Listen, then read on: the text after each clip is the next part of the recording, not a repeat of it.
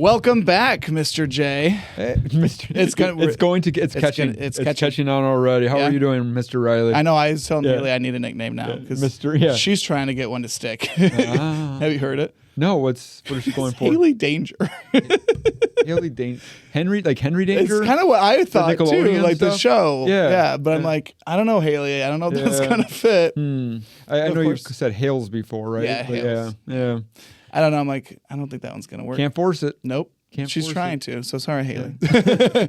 But I'm doing well. How are you? Yeah, really, really good. It's been a good couple of weeks. It's been challenging for sure. In all the right ways, though, right? In all of the right ways. You know, we've grown from our failures, and we've learned from our successes. Yeah. And all that other jazz. And we just keep stacking stuff on. Last time you were here, I think we talked about values. Yeah, we did. We introduced our values: humble, hungry, and smart. Yep. And we kind of broke them down just a little bit in an episode. And so I actually want to introduce a new series real quick, just a quick one, right? It's going to be 4 episodes, and we're going to break down our vision and then each of our values in its own episode. So get ready. Well, and it's been great. I'm going to tell you, Riley, like ever since we have values and we talk about values, and the part of this is like, before I really started kind of embracing, okay, our organization has to have values. Like there's certain things that I would live by, right? Like you open the door for people, right? You do certain things. You try to be nice, right? You try to do the right thing when no one's looking. Like there's all these different things. But I don't know if I've ever really been able to go back to some decision making and be like, okay, are we living our values? So over the last few weeks, kind of as we've been talking more to our team about values, it seems like it's really taking off because now all of a sudden there's like this central feeling of like, hey, this is our value we're talking about. Are we being humble? Are we being hungry? Are we being smart? And then ultimately like living our vision. So I think just there was so much more impact to vision and values than I ever thought there would be in our organization. Crazy. In the world. Like, it's mind blowing. Yeah. And I remember, just shout out quick to Amanda Keeper. We talked to her probably a year and a half ago, 2 years ago, probably 2 years ago, about vision and about these kind of things. And the podcast, I think, kind of helped us kick off some of that stuff too. And so it's really cool to see just the progression of what we've done. Yeah. And I know we've talked about wallpaper and, putting, the standard versus, the actual thing. Yep. The vision on the floor versus the vision, on the wall. Oh, it's true. So to speak. Yeah.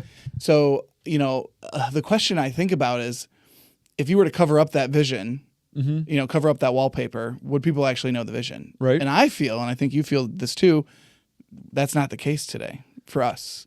I would say a majority of our team, at least leadership. From a leadership perspective, everybody knows the vision. Yeah. And can recite it at this point. I completely agree. And, well, maybe not verbatim. Because it's funny, I did ask somebody the other day, and they stumbled. And it was fine. Maybe there was too much pressure on there. But we got the gist of it, right? Empowering and developing. Yeah. World-class service, both sides of the counter. We had it in there somewhere. But to your point, it's not even about it being that poster. It's not about being the wall. Right. It's not even about memorizing it per se. But more often than not, when we're walking into the restaurants and when we're talking with our team, right, when we're seeing our team at the office or training or leadership or just even out in the real world, right, like all of a sudden it really does seem like people want to live by that. I was talking to a crew person today, and we were having a discussion like, how long have you been with McDonald's? So I've been with us for about a year and a half. Love seeing you, right? When you guys walk in, it's great to see leadership around. And first of all, that makes me happy because that hasn't always been the case. Yeah. I feel like more often than not, it is the case. But something that she said she really enjoys about our organization is how we develop people, right? So she didn't know the vision, right? And I didn't necessarily ask her. Maybe she did, maybe she didn't. Maybe I should have asked, right? That's my miss. But what she literally said is, I love being at McDonald's. It's challenging every day. I learn every day. And the team here really helps me learn from everything that I do and the mistakes that I make.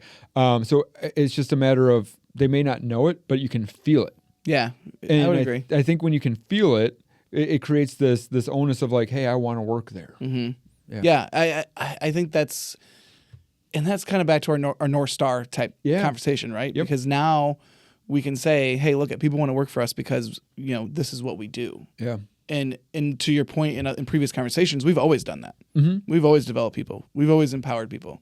Like, that's not new for us. Yeah. You know, we've always been an organization built on, to your point, those underlying like human nature values. Be respectful, be nice, be courteous. But like, there was never that, this is it. Right. So it's cool that now when we have those coaching conversations, we can kind of point to that North Star and be like, that's why. Right. You know, this is who we are. Yeah. Well, and I'd be curious because we've had visions before, or maybe not as clear as we do now.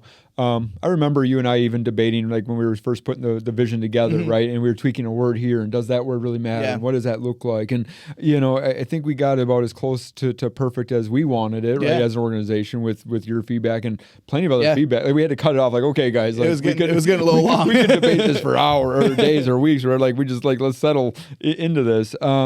But like, why do you think visions fail? So visions fail because people don't know what it actually means. You know, and again, it's that just kind of wallpaper. It's just there. Nobody's explaining it to them. Yeah. And that was our first hurdle, right? We put out the vision. We're like, this is it. Yeah. And everybody's like, cool. Like, why is this important? Yeah. And so we had to, as leaders, add the importance to it. Yeah. And I think that's a really good point is we have to lean into it as leaders, right? We have to believe in it. We have to understand it. And it took a while for people to really understand that this wasn't just a poster board, right? Like, so you said 6 months? I would say 6 to 8 months. Yeah, I'd agree. Right? Like it took, but then it also felt like all of a sudden, like it was like a switch. Like, thank you. It was like, boom, everyone's got it. Yeah. Well, and that's like even the values conversation right now. Like, we haven't been really talking values for but a couple months. Yeah. But it feels like light switches all of a sudden. It felt like everyone, and I think that's because we had a really decent vision. And it was the building block of it was. Yeah. Like, so I love the vision. So, you know, we have a few keywords within our vision, right? And I think empower is one of them, right? And when I say empower, I think that means different things to different people, which is, to your point, it took a long time for us to figure out why. Well, and I would say visions fail because people don't buy into what they don't experience. Like, if I say, oh, you know, our vision is to make everybody so happy and love their life and da-da-da, but then they go to work and they're not feeling those things. Yeah. They're like, oh, that's a load of crap.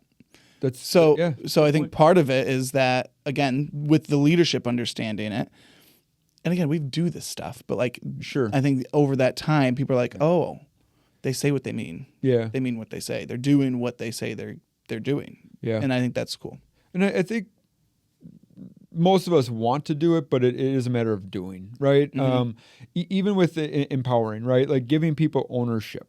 I think there's something to be said there, because that ownership, you know, especially when you tie it into even values, right? Like around being humble. Like, if there's ownership in your results and you, I hate the word fail, but you know, we dropped the ball, we didn't make the mark, we were learning or whatever, we're falling, right, instead of failing.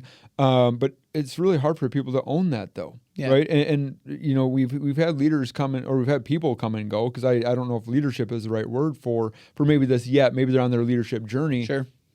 But I've had a lot of it where I still hear the they didn't, they won't, they don't, right? Like, and we hear it especially, right, with our newer managers or people who are maybe becoming managers, where empowerment is to give us the ownership. It's to help our people make decisions, but we have to live with those decisions. Right.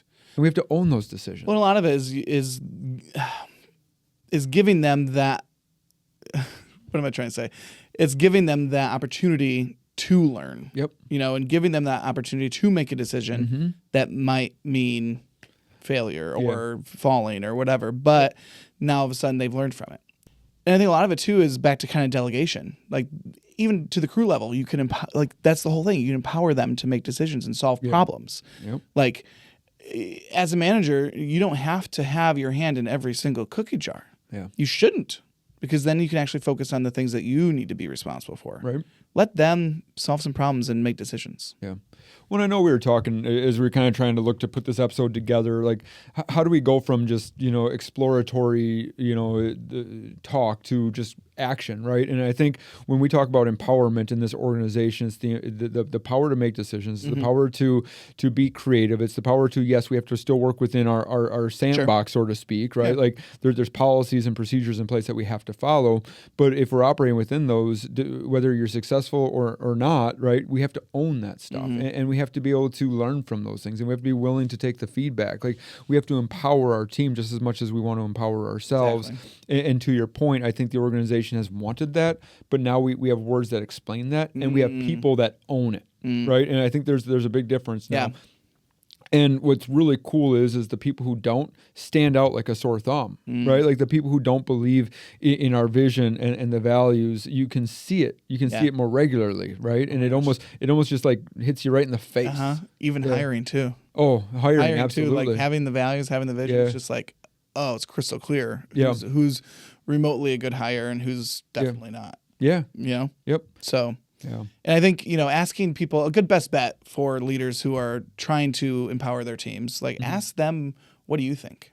Yeah. That's to somebody who's maybe never been empowered in school, in college, in their life. Like, and you ask, hey, Eric, what do you think we should do for lunch peak? Or what do you think we should do about this problem that we have? Yeah. Oh my gosh. It does. It's going to feel crazy good to them. Yep. And that's where some of that development comes in. And once again, kind of just sticking like, how do we actually live the vision? If you want to develop people, you have to give them some rope. Right, you have to allow that leash, right? And yes, your shorter leash should hopefully get longer as they develop. Yeah. But they can't develop if you constantly tell. And what's been really hard about my transition originally is how much leash to give, right? Like sometimes, right, I'll tell you, like I just don't know how much leash to give. Yeah. You show up in inspections, right? You show up, at meetings, right? I've been so used to running them, right, and being in charge of them and saying, okay, here's the agenda, here's what this is going to look like. I'm not going to have Riley speak because he's not going to get the point across to the people that I know I can get across. But what's really cool is as we've developed that stuff, like now I can just show up, and the meetings may not always be like where I would want them to be.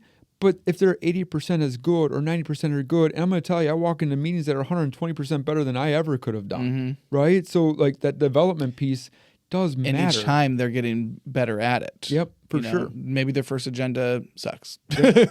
Yeah. But maybe their fifth is pretty darn good. And what's really cool about that is the more you allow the more you empower them and the more you develop them, all of a sudden you also do have people who are more they're okay with getting the feedback. Because I'm going to tell you too, right? Like as a leader, as somebody who has to constantly give feedback, like sometimes it's hard to give people feedback, especially when you know, right, that they don't want to accept it or they're not listening to you.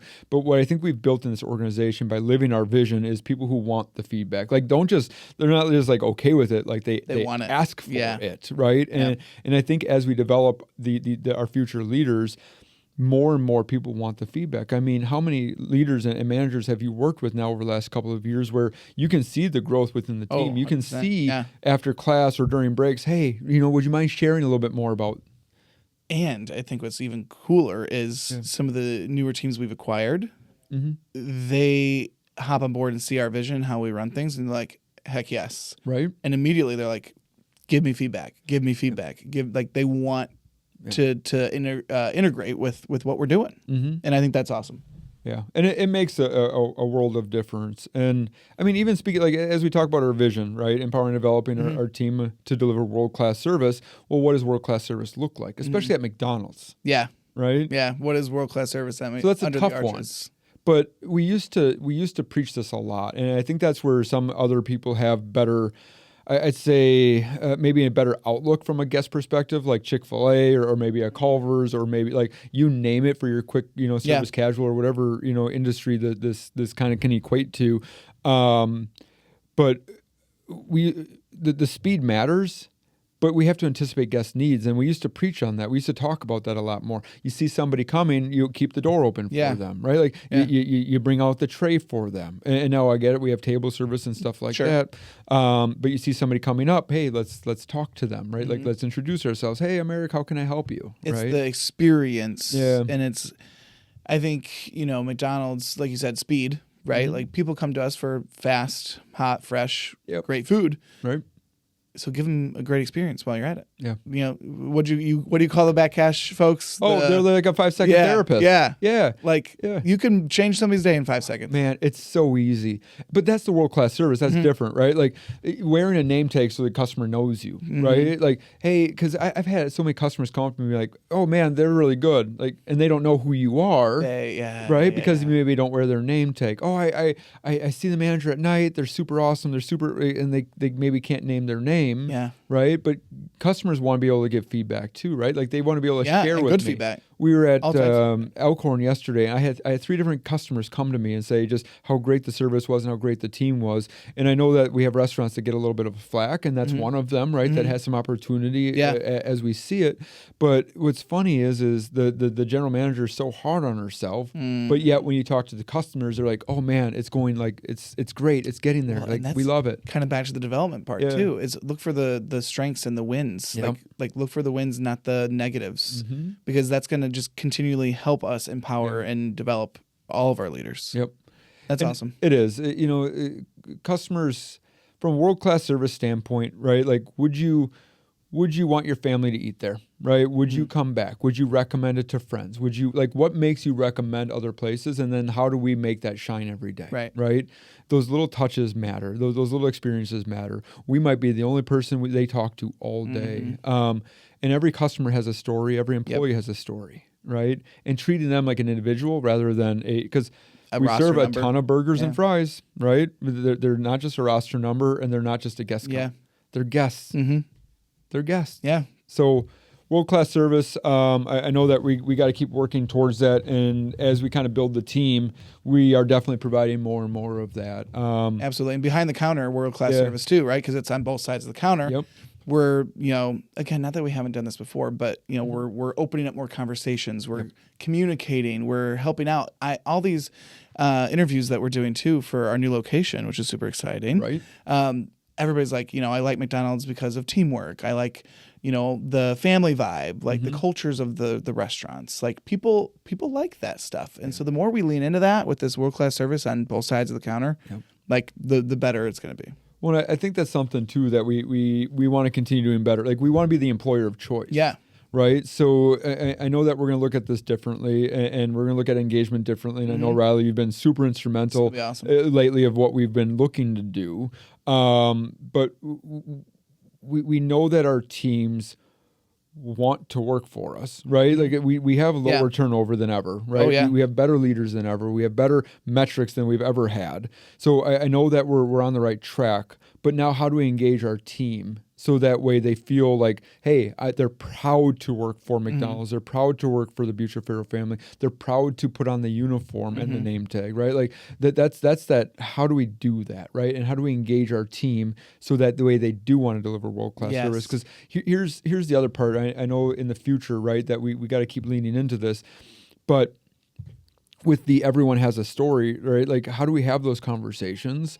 Yeah, but it's happening. Like we're again, all the things that we've been doing over the last couple of years of growth have just empowered the organization to continue investing in the people and the things that we get to do and really get to engage them in this stuff. Yeah.